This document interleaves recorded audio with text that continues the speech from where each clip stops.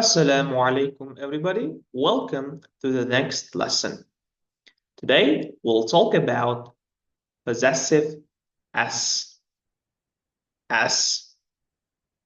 S bu ning qo'shimchasi. Egalik ning qo'shimchasi. For example, John's book. Johnning kitobi. Ali's car. Alining mashinasi. Harry's watch. Harryning qo'l soati. Ko'rib turganingizdek, bu juda ham oson. So'zning oxiriga apostrophe belgisi va s qo'shish orqali hosil qilinadi. Keling endi shu jumlalarni siz ingliz tiliga tarjima qilib ko'ring. Videoni pauza qiling va tarjima qiling. Albatta daftarga yozib olishni esingizdan chiqarmang. Well, I hope you did the exercise. Let's check it together. Amakimning velosipedi. My uncle's bicycle. Akamning o'g'li. My brother's son. Tomning uyi. Tom's house. Husanning akasi.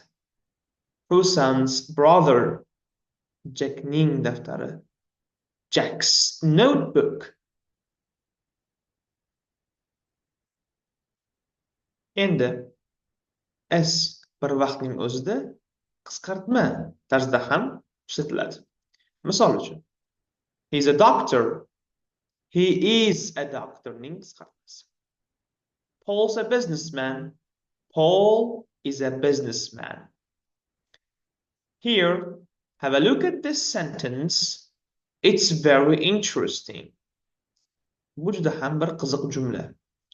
Pat's new phone's very good.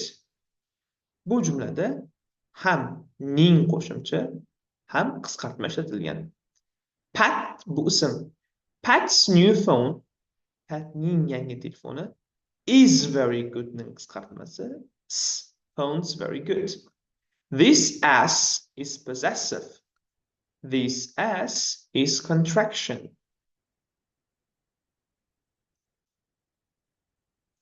Here we have got the exercise for you. Correct the sentences. Bu yerdagi jumlalarda xatolar bor. Uni siz to'g'rilab chiqing. Keyingi videoda esa birga tekshiramiz. Thank you for coming and watching. See you.